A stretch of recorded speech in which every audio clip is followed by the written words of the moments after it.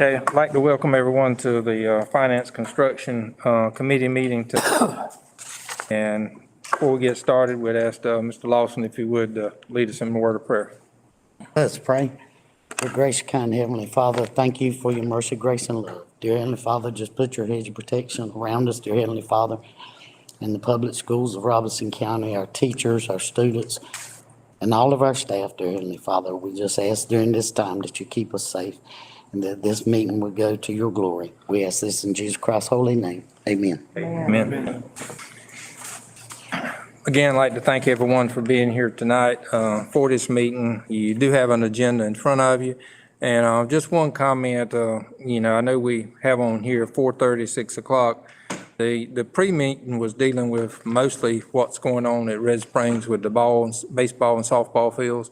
And there was the contractors were here and was giving information to the central office as far as what the process is, where they're at as far as completion, some timelines. And we have Mr. Robbie and Mr. Jonathan with us from LL&J, and they'll be giving a brief update of part of what was covered with those contractors. They're no longer here, but these fellows have been doing that part for us, so they'll take care of that. At this time, I'd ask Mr. Ernie Hammonds if he would come forward with that certification review. Mr. Chairman, if before Mr. Hammonds, I want to recognize Mr. Lawson and say thank you. He's worked and have the lumber and the paint that we're going to use for our Letterland parade. And so I want to say to you, thank you for that support, sir. What was that for again now? For donation of the lumber and paint for our Letterland parade. You want to talk about that? Yes, sir. In March, Mr. Mike and board members, we're going to do Letterland characters throughout the county. So our CT department is helping with the cutting out the alphabet, the characters. And I can have you a copy at the next board meeting so you'll know what all the A through Z characters are. And we're going to have those displayed throughout the county so that we can do scavenger hunts with our students and our parents to build our community engagement activity. And we appreciate your work and getting that donated to us, the lumber and the paint, sir. Thank you. Okay. Thank you, Mr. Lawson. Mr. Hammond. Mr. Chair, Superintendent Williamson, members of the board. The certificate of review, if you have a copy, you have GS 156, State of North Carolina requires that any buildings, modifications, or whatever takes place, we'll note those on the back of the sheet. The plans have to be submitted to them so that they can critique the plans. And when the superintendent called me about it, I said, that's the first one I've seen without any comment. So evidently, this design professional team has done an outstanding job for them not to have any comments. But usually what happens, the engineering department or the companies, they usually talk with DPI and try to resolve any problems or find out what they're really looking for. If it's an area they want to get specifics in, which speeds this process up. But if you notice, this particular one says this is to certify the final plans for the Red Springs High Addition project were received on 9/1/2021 and reviewed by the reps of the State Board of Education in accordance with that law that I just mentioned. And notice the end of that particular paragraph, review of the subject project has been completed. So that's why they issued this certificate of review, stating that the project, as far as they're concerned, as a pair of second eyes, looking at it from the level, meets all the criteria. And on the back sheet, if you'll notice, those are basically the 5 areas that they normally look at when we send plans to them. For example, like your sewage system, any wells, which all these things are on this particular site, a mini kitchen or a little cooking area, I heard that, so that would be involved there. And they disturb more than an acre of land. And then, of course, all of the wetlands, the zoning, the sprinklers, and things of that nature. This is why you want design professionals doing projects of this size, so that you don't encounter problems with the state or local that sometimes down the road can come back and haunt us. The only final thing, they put a disclaimer there letting you know that they're not the local building code review. They operate from an engineering perspective, and also they look at it from a design perspective, which means they look at it in a long-range view. So any questions or anything in reference to that? All I can say is, this is the first one I've seen with the county boss that didn't have any comments. Usually they say, well, you do this, or do this, and they'll have it listed, but this is the first one I've seen without all that. Great. Hey, Mr. Ernie, let me ask you, any questions? Mr. Ernie, it's not on here, but let me ask you, and I know we didn't ask you to bring it, but we had some roof work that was from last year that was needing bids at our last finance meeting, and then we approved to do 3 more. Can you give us a status on just where the bids are with those? I'll rotate to Mr. Robbie on that, the last bids that we did, Mr. Locklear. Which one, is that for the roofs, Mr. Ernie? Yeah, the roofs. Yes. That's what he's referring to. Yeah, we had all the, bid openings on that, Mr. Craig. They were 5 different schools, Purnell Sweat, Townsend, Orm,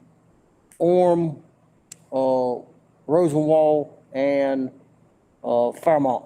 So all those projects have been awarded, and the contractors are in the process of actually, getting their material as we speak, so. Okay, good. The Rex Center project, it's ongoing now as far as the paving there, if I'm not mistaken.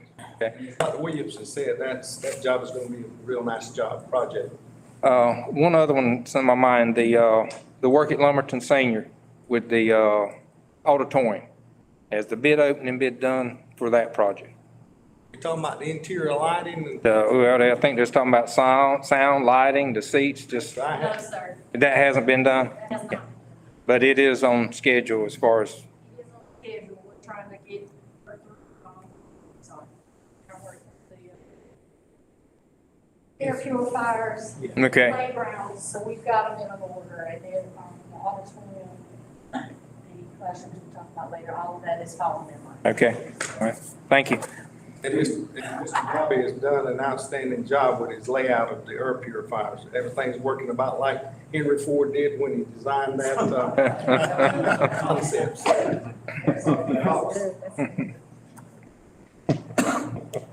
Okay, as we said, folks, we have Mr. Jonathan Locklear with us and Mr. Robbie Locklear, and they're from LL&J Engineers.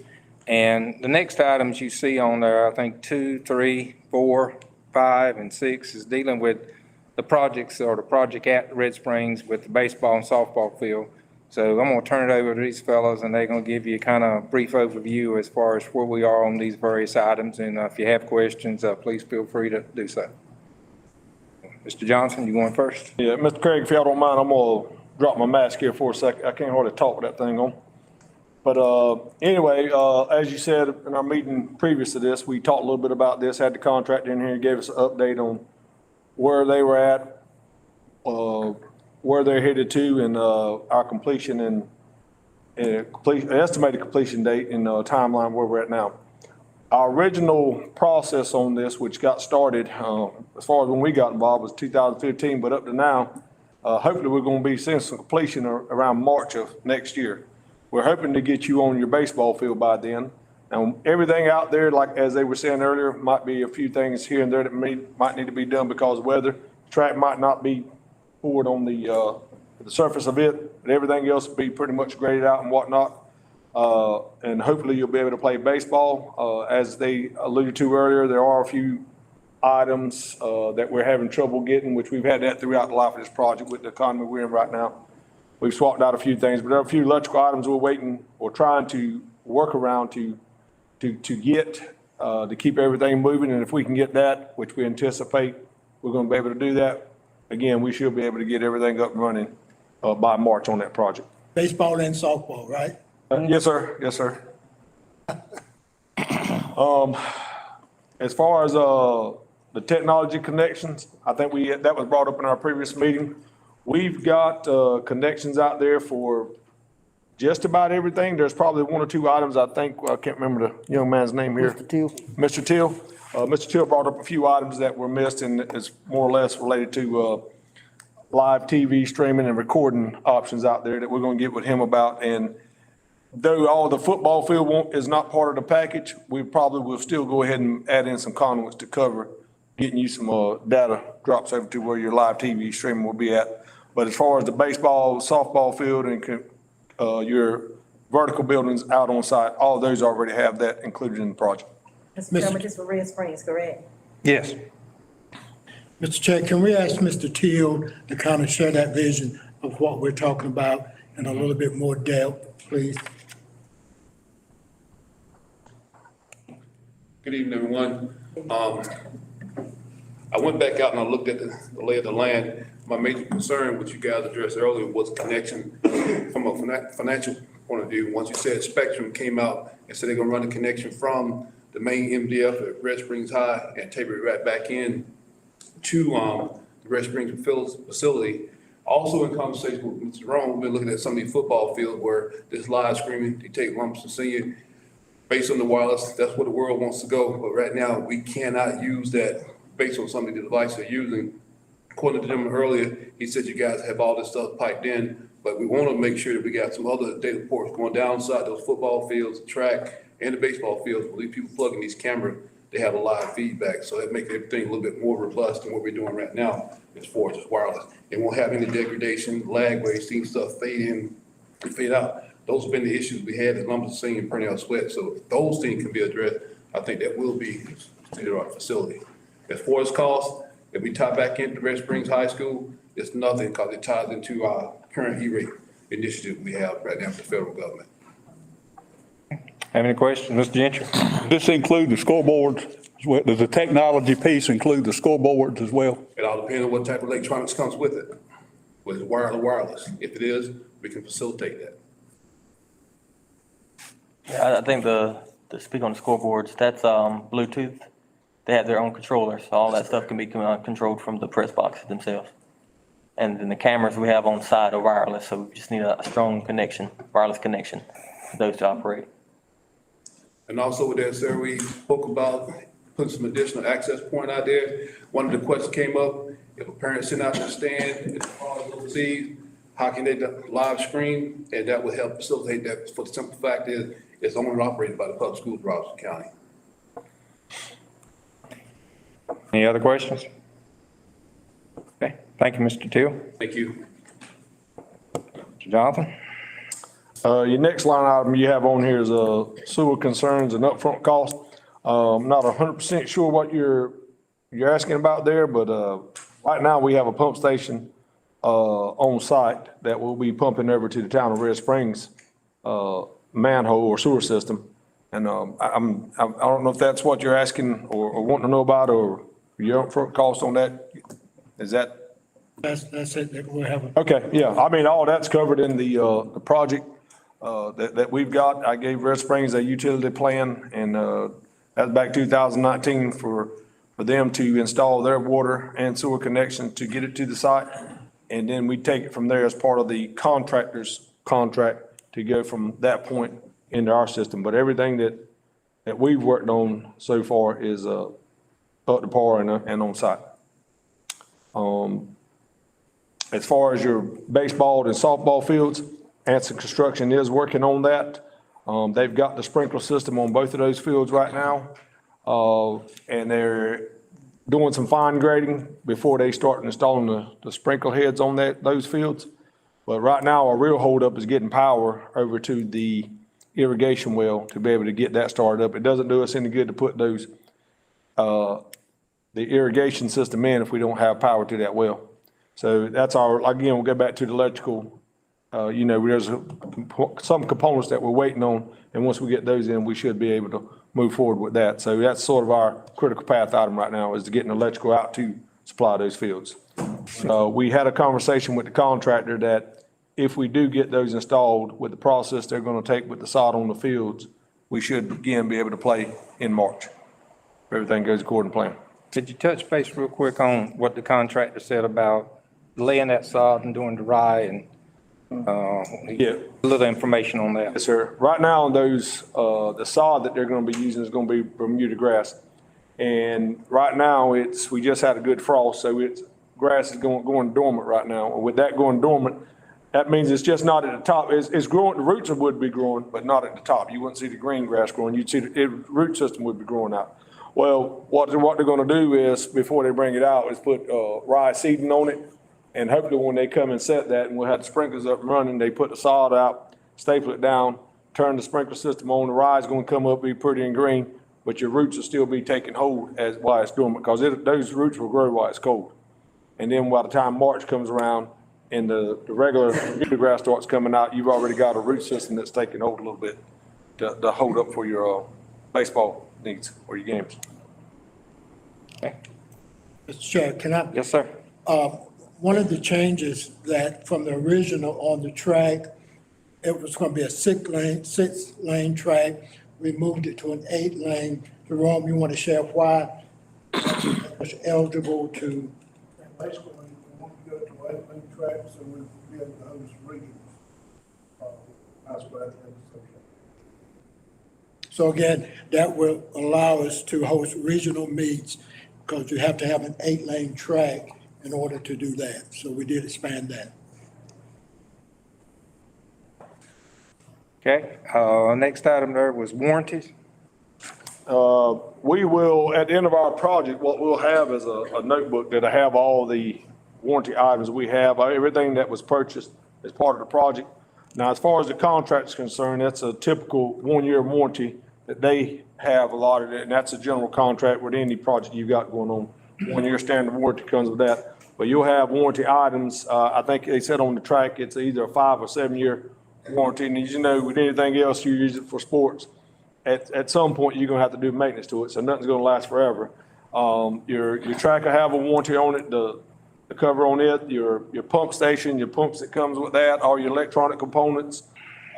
Some of the other items, your irrigation well, and some of the other components with that, you got a backflow and a few other items out there. Everything will come with a warranty, and we'll have that put in a notebook for you, and we'll actually be electronically. Well, I think that's how we've started doing it. Get the school system one notebook and the rest of it's electronic. That way you don't have to worry about keeping up with it, but, go ahead, Mr. I mean, that's the question. Now, I know with the track warranty, it'll be the people that's putting the track down. That's who we'd call if there's a problem. Okay, construction out there, those electrical pumps, the different things like that. Who is that call made to? Is that to ANSCO? Hanson? Anson, is that who that? Contract. Or the contract? Yes, sir.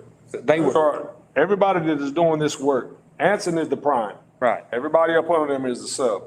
So any of that work, just like the irrigation well, if something happens to that well, we don't call the guy and stuff, we call Anson. It's their job to get them back out there. Okay, that's what I want to know. Sir. It's their job to get whoever did the work for them. That's right. Care of it. That's right. That's right. It's part of their contract, their, overhead and profit. That is figured into their fees for them to, be on call for that. And again, that's for a 1 year period only, and that's standard for construction unless you want to pay for something that extenuates beyond that, and I have yet to see anybody do that I'm aware of.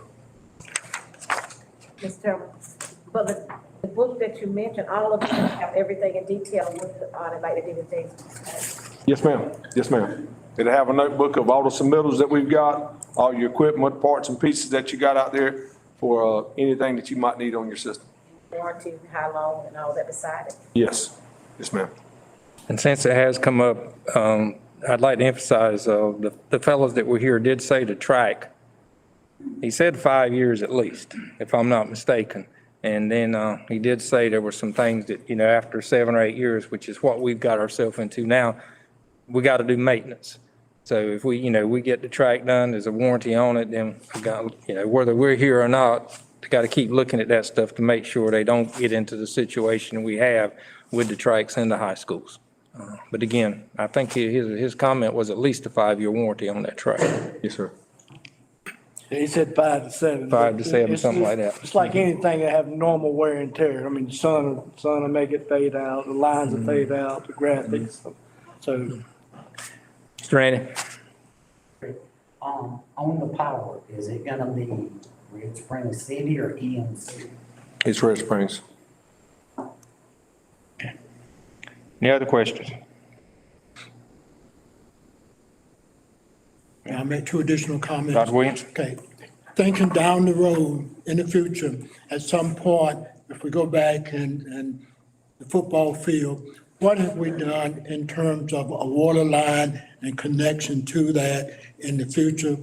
Answer that question for us.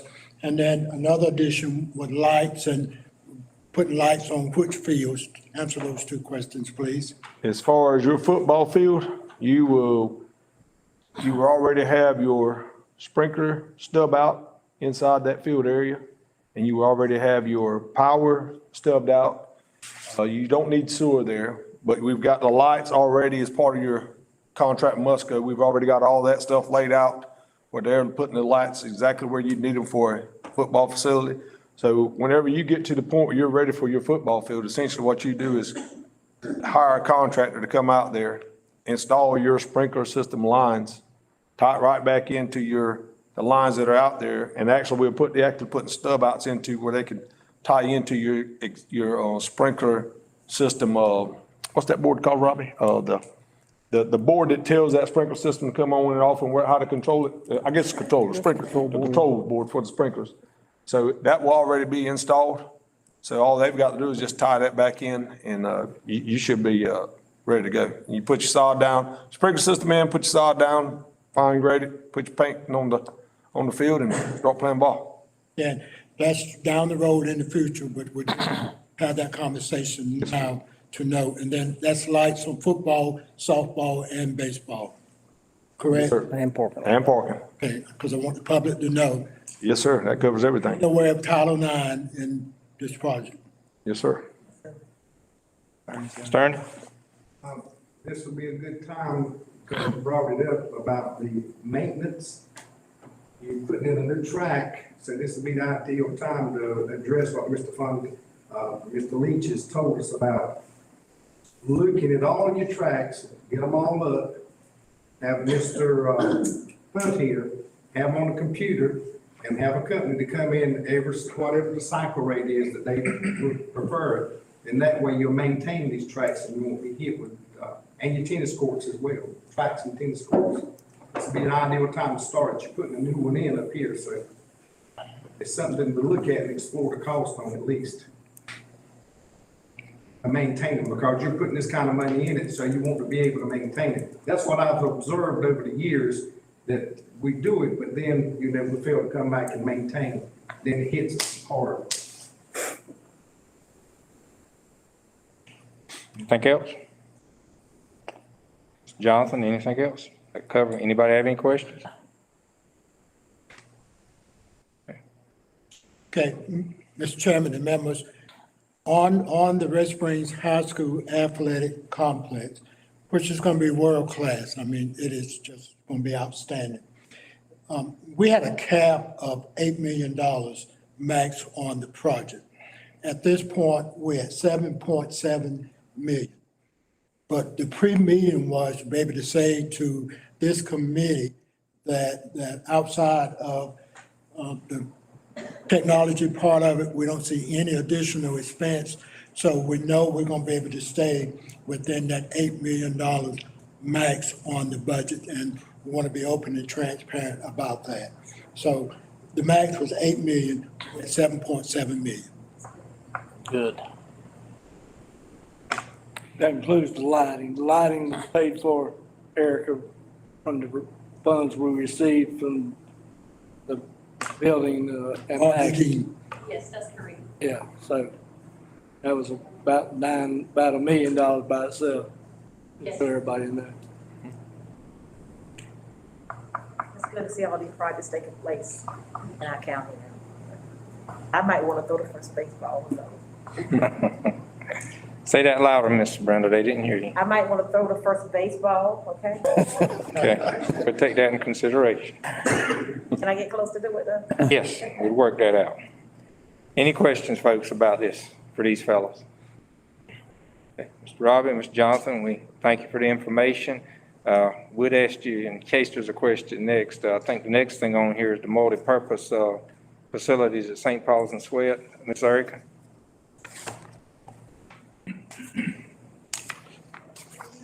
Our superintendent, board members. This is going to be really brief. We just wanted to give the update to say as we mentioned earlier, we're progressing in order with our ESSER funding. And at this point, we had the survey done at the school to determine the best location for these buildings. And now we have to move forward to the request for proposal phase and eventually the formal bids for construction. Because we are using ESSER, we have a lot of red tape, so to speak, that we have to go through for these projects. So they're in line. This is part of ESSER 3, so we're in the time frame to move forward with that. But we just wanted to let everybody know where that project stood. We're completing the air purifiers. Playgrounds are next, and we're working for that auditoriums next, because those are in ESSER 2. And so then we'll have an additional year for ESSER 3. So we just want to give an update on that timeline. So our next step in the process is that we got to bid the projects out, and that's gonna be based on the work that they're doing for us in terms of, We had some cost estimates, didn't we, Erica, Craig, I think. Have we come up with the sizes for both fields? I know one time St. Paul's was wanting a little bit more and Purnell's I know St. Paul's area is growing. Needs a little bit more than Purnell. Say that again. St. Paul's needs a little bit more than Purnell because of the growth at the school and what they currently have. Right. Purnell has some existing structures that don't currently exist at St. Paul's. So the needs there are slightly different. can we ask Jerome to give us a little bit more detail on the difference of the two buildings and why? As far as the difference in the size, like Ms. Edwards said, the needs are different. St. Paul's, they need locker rooms along with their multi-purpose rooms. Their locker rooms right now are currently 20 by 20, what they're having to function out of. And that's just kind of obsolete. And the way the air is growing and the football program is growing, they definitely need those locker rooms. As far as Purnell Sweat, the locker rooms they have are in really good shape, they're a good size, so they don't need locker rooms in this new multi-purpose room. That's where the size difference comes into play. The only difference is, depending on DPI, is how many restrooms we may need to put in these buildings. Obviously, we'll need some of the one at Purnell Sweat, the one at St. Paul, along with locker rooms we'll have. And so Jonathan, for Purnell Sweat, we're looking at a 100 by 100, correct? Yes, sir. The original or the layout that we put together based on our last conversation is 100 by 100 at Purnell and 150 by 100 at St. Paul's. And we've got some, a couple renderings and layouts that we put together based off what the last conversation. Didn't know if y'all wanted to take a look at that or how all you wanted to. No, I'd like to see it. You got enough copies? Copy out. Yeah, you got both of them there, Roger? Yeah. Jonathan, if I could, while we're in, and what you said is, it's Sweat 100 by 100. Based on some conversations I had with some gentlemen, and this from the standpoint of what you do, the size was mentioned to me like an 80 by 150, which is the same square footage, 100. And the comment being made that could be built at a little less cost. Would you think that would be true? If you did a 80 by 150 as opposed to 100 by 100, you're gonna still have 10,000 square feet. Think the cost would be that much different out there? And this was from someone I had talked to, and I said, when we got together, I was gonna ask. Cost per square foot should be the same, shouldn't it, John? It normally runs about the same, Mr. I think what they were talking about mainly was the, if I want to say, it's not rafters, but the metal beams. The first span is what you're looking at. That's usually where you're getting the cost difference at. Right. With either one of these buildings, need. Okay. I think, if you look on the one that Roger has, let me see, that's St. Paul's. Yeah. You got a 100 by 150. He's got his post set in the middle of that, which will give you a 50-foot clear in between those. Now, if you try to change that, get rid of that post in the middle, make that a true 100-foot clear span, now your cost just went up probably by about 30%, because that roof beam just went from, I'm gonna say, about 30 inches deep at the ends, probably to about 48 inches deep. It's all based on the price of steel. So if you were saying, I'm gonna just give you just a rough number, don't take this for where it's at. I don't know what the price of steel is right now, but if that's a dollar per pound, that frame, each one of those frames just went up by about, probably 20 grand or so. That's instead of you putting that column in the middle, getting rid of that column, it probably costs you about anywhere from $15,000 to $20,000 per frame. 1, 2, 3, 4, 5. You talk about 5, that's $100,000 right there you're looking at easily.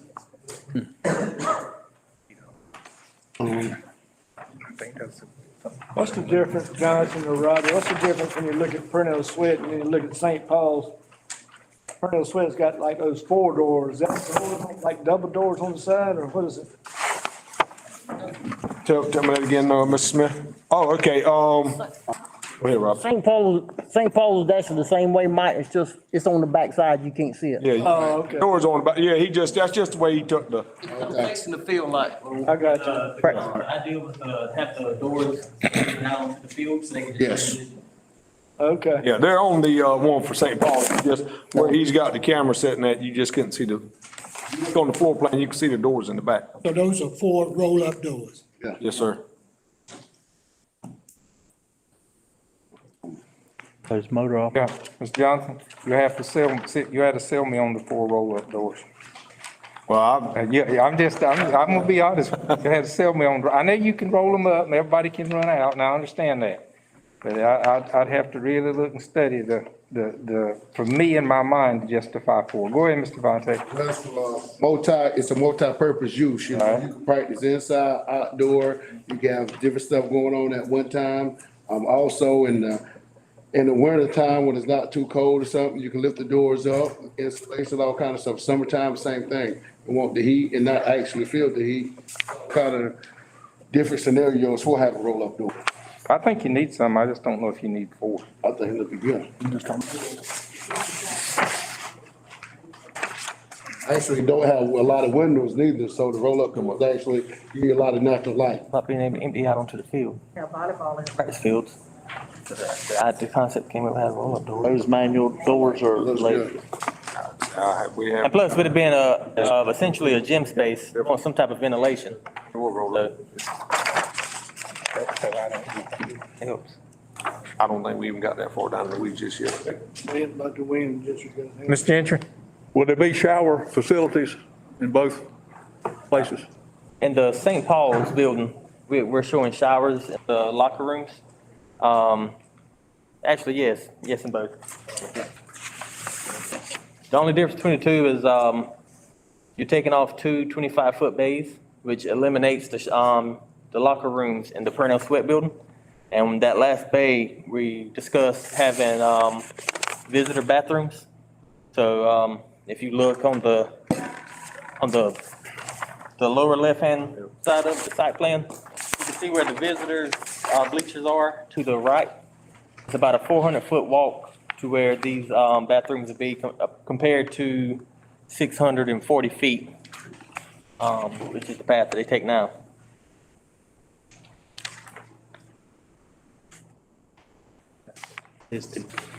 We walk around it. Yep.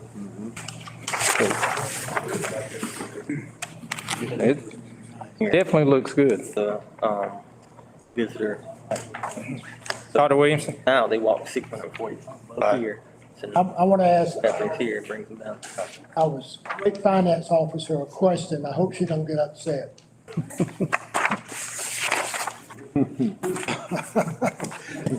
That's So a we're good build up. So we're using ESSER funds.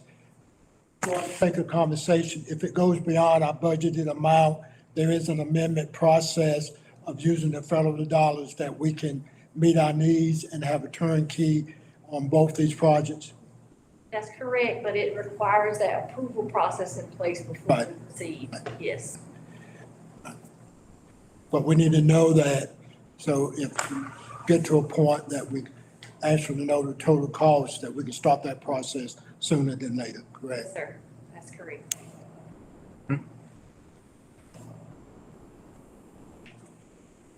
Any more questions or comments? Mr. Gentry? Just want to follow up on what Dr. Williamson was just discussing. If an amendment is necessary, is there a cap on how much can be requested? No, sir. No? Okay. As long as you don't exceed the total budgeted allotment of the total ESSER funding. There's not a cap.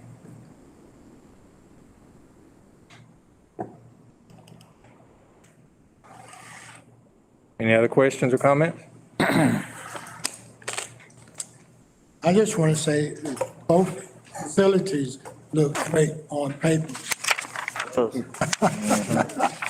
It does. So, What kind of time frame, Mr. Chairman, what kind of time frame are we looking at, Jonathan, about trying to bid it out, or, I mean, we got the sites picked out, what, We've got to do a request for proposals first. say that again? We've got to do a request for proposals first, then we do the bid.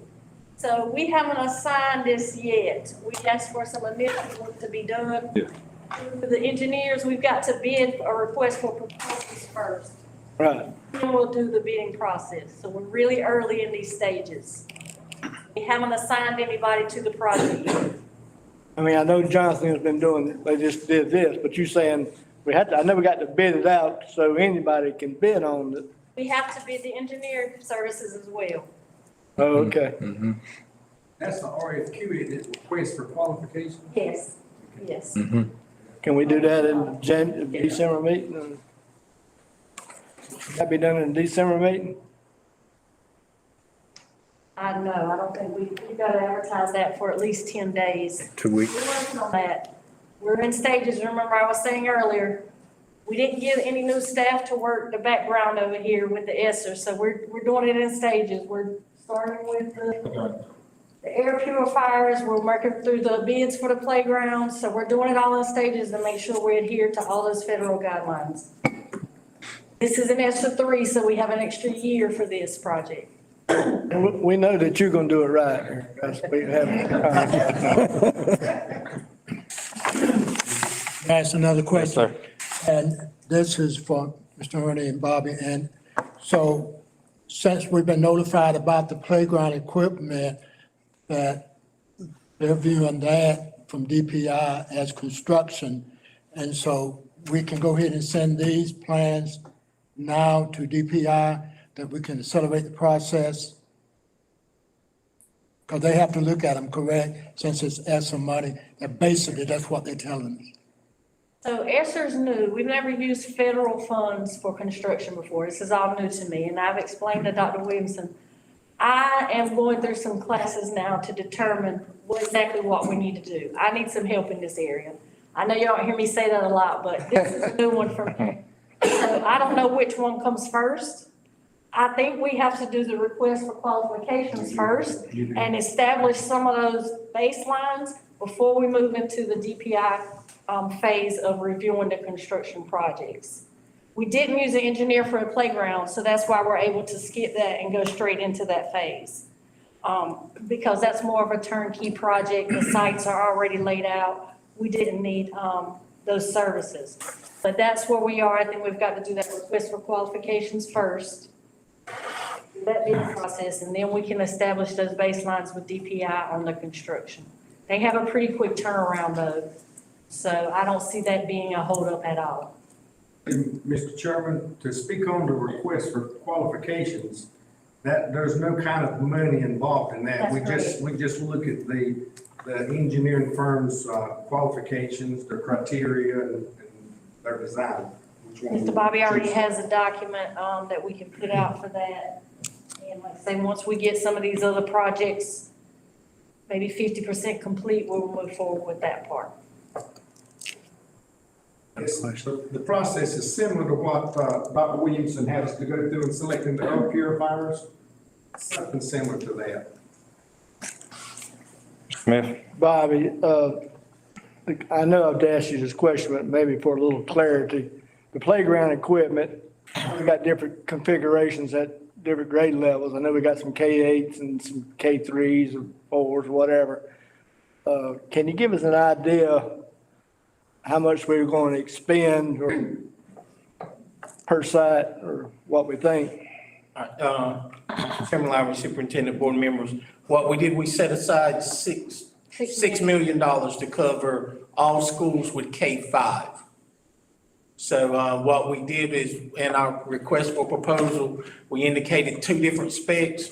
We got one vendor to reply back. So depending on the size of it, the elementary school, they will get at least one piece of equipment. If you're a larger school, I'll use St. Paul's Elementary, for example, they're going to get a piece of both equipments along with a set of swings. Again, depending on larger school, of course, is going to get 2 sets of swings. Smaller schools will get 1. And I think the minimum and maximum was the minimum was 154,000. The max was, I think, 267, depending on, as Mr. Bobby indicated, the size of the school and everything that was included. Right, and so we have already submitted, I got in touch with school construction last week. They have the site plans for each one of the 11 elementary schools that we are proposing to do this first time around. So the gentleman told me as soon as, it's kind of, do we get the playground approved first or do we get the money approved? So we figured if we go ahead and get the playgrounds approved, when Miss Erica writes the check, then we'll be ready to go. And then we'll do the same thing for the next 11 or 12 schools that we'll have remaining. And go ahead and just get those out of the way. So it should be about $6 million we're going to end up spending. Mr. Chairman, Mr. Bobby, Yes, ma'am. I know we've already told all the principals that they will be getting playground equipment. Are they echoing that to the community? Because sometimes you got someone run the Facebook thing asking for money. I'm not sure that they have, but I'll be glad to share our proposals with those first 11 schools. So they'll have an idea of what's coming their way. And they were kind of ranked in an order of, the ones that needed the most work up front, that had the least amount of existing playground structure. That's the ranking order. Ms. Bobby and Erica, while you're there, we also have some additional money, and we're going to order custodian equipment in every building. Can you talk about that, where we are in that process? We have up towards $1 million for that. Can you talk about that, please? Miss Erica was able to find us about $1 million, I think, out of 1. And so I have scheduled a meeting with a custodial company on Wednesday to kind of walk our buildings, give us an evaluation of what we need to clean our building versus what we've got. So that additional $1 million is going to be spent just on getting the right equipment in the buildings to reduce the workload of our custodians when it comes to cleaning the buildings, not only on a daily basis, but also during the summertime as well. So the projections from ESSER 1 for our summer school and other things that we had about $984,000 left, and that's the funding that Mr. Bobby, ESSER 1 was really sent to us initially to be able to help order masks, cleaning supplies, all those things we needed to get kids back in school immediately. So all of those funds will be spent. That was over $11 million. Those funds will end September 2022, and we'll have all those spent by then. And this will be the last part of those funds. Mr. Bobby, folks, if you haven't been by a school that's got the air purifiers in, and I'm asking him a question on that in a minute, but we can hear this air conditioner over here now. And I might dare say if you had 10 of those items, 5 or 10 of them running, they would not be as loud as this air conditioner. They are very quiet. And then, Mr. Bobby, I think it was Fairmont where you put some in, and then what was some of the comments you first got, like after they'd been in a weekend from when you checked back with the staff? The first school we were able to completely fit with the air purifiers was Fairmont High. We got there, if I'm not mistaken, it was on a Friday. So of course most of the teachers allowed them to run over the weekend. And when they came back, they could tell that there was definitely a difference in the air in the room, whether it was through the smell or whatever. They just knew there was a difference in the building. I think now we're probably up to at least 5 or 6 schools are fully equipped. I know all the schools in Fairmont have theirs. We've wrapped back around, and I know East Robinson was touched last week, and they were out on the roads again this morning. So again, remember, this is about a 3-month process to getting those air purifiers in every classroom. But the teachers and the principal at the schools have been pleased with getting the devices in the classrooms. Yes, sir. And so, Bobby and Mr. Ernie, we selected this product over other products because this particular product not only captures the viruses, but it kills, whereas the other ones wouldn't do that, correct? Talk about that briefly. That's correct. So this product, and the reason we selected it also was because there's an ionization unit inside the actual device. So it's just not filtering the air. The ionization device inside the air purifier actually aids in killing whatever viruses are going through. So we're not affecting COVID, we're affecting the flu and the common cold, everything as those devices are cleaning the air. And the other devices, somebody had to go in at some point and clean the filters. Those live viruses still there, so they would have to suit up. And that was too much of a risk to ask somebody to do that. And then, Mr. Ernie, we did all the research, we read all the information. There's absolutely no risk to any student, any employee with this device, correct? Yes, sir. The ionization process is the same thing that we'll put up in the atmosphere. It's all harmless. It turns to water vapor. So you can't get no more safe than that because we're breathing water vapor now in the circle. That's the byproduct of it, it's water vapor. Mr. Gentry? I'm assuming that this reduces mold as well? Yes. Okay. Any other questions or comments? One more feature, you've got mobility too. Yeah. So you can unplug and roll and move wherever the students are. Another feature of these particular air purifiers was the size, the square footage that they, what's the words I'm looking for, that they Circulate the air. circulate the air, thank you. Because some of the other ones we looked at, we'd have to purchase 2 or 3 for the same size classroom as this one is working, so that was another factor. Any other questions or comments? Mr. Craig, Yes, sir. while this is the finance committee meeting, Dr. Williamson sent all the board members an email today. I don't know if everybody's had a chance to see it yet, as it relates to the need-based grant, when Craig was the chairman of the finance committee, or chairman of the board the other year, we got the 15 million. Just to give you an update, we requested another 35 million. We sent a letter to DPI and Mr. Truitt, chairman of the Superintendent State Board of Education of North Carolina. If you want to elaborate a little bit, Dr. Williams, if you would, just to kind of get everybody what our thought process is. Our thought process was that particular part of money has a cap and a limit, so it's going to be first come, first served. They are going to open up the application process based on the new funding, and so we'll be in a position, we're first in line. The application process is going to be easy. I talked with some folks.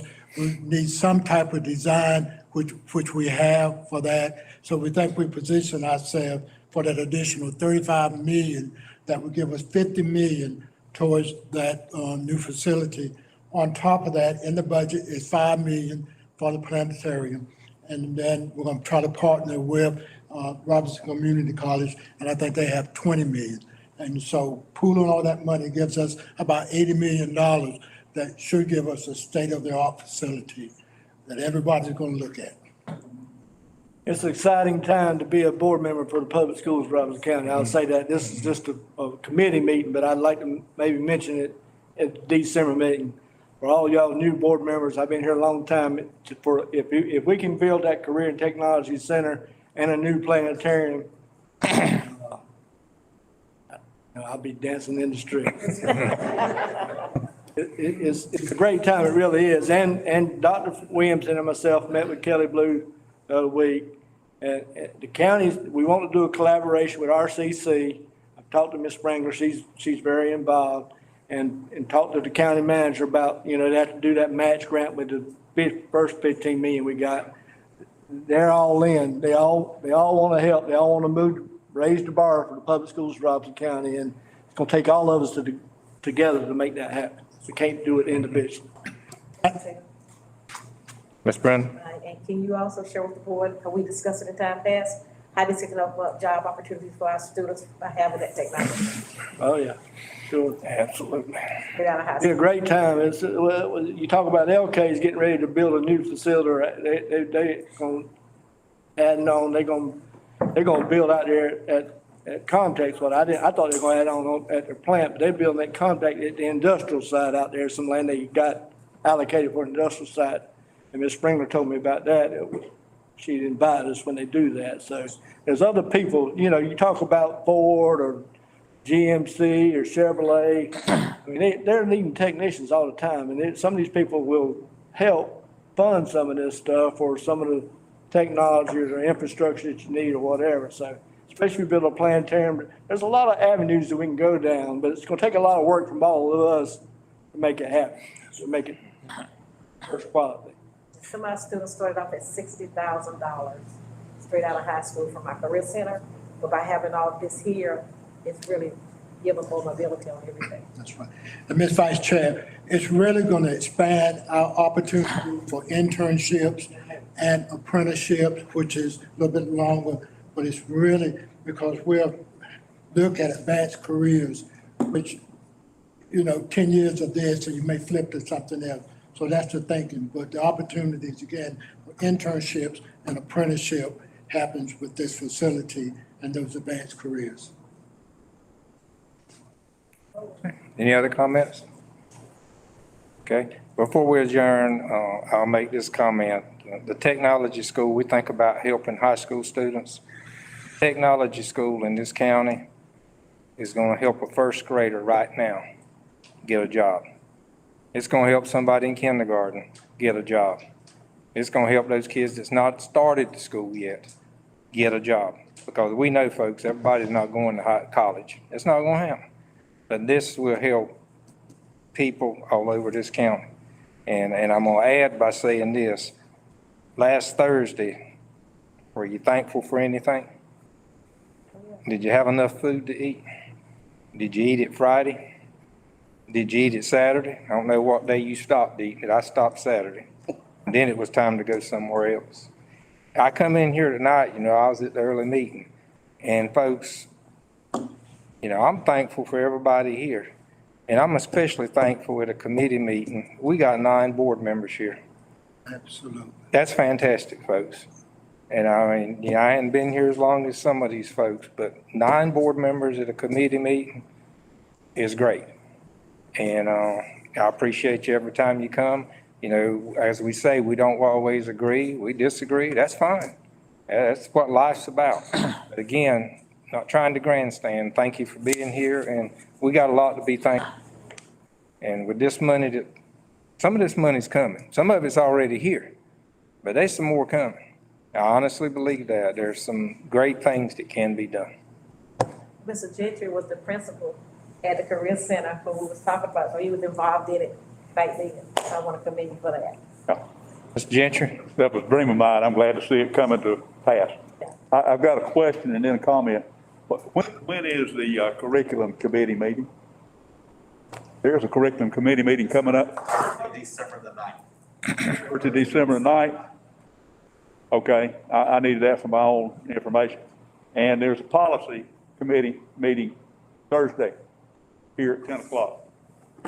Okay, 10 o'clock. Okay, Mr. Smith, you want to address the form or type thing just tomorrow night for the soccer field? Just remind everybody what's going on with that. Well, I think, Okay. this guy right here, Passed it on. yeah, he kind of is aware of, I do know that we're supposed to be, having virtual. Yeah. Working public forum for naming of the soccer field belongs for Kim Simmons. Everyone here should have received a link. You all right? Posted on, front end of posted on Facebook, PSRC website. The rest of this. And it is here if we want to come. Can we, or you have to look virtual? I think, on the side side, it's gonna be virtual. All virtual, okay? Okay. So the meeting, there's not a meeting tomorrow night? Well, that is it, but it's going to be virtual entirely, what you're saying, Mr. Rome, Six. at 6 o'clock. I don't know how many people will join, but that was part of what we needed to do in order to get this field name, so that's. Right. Right. Okay, if nothing else, do we have a motion to adjourn? Motion to adjourn. Second. Randy made the motion, second. Mr. Henry? All those in favor say aye. Aye.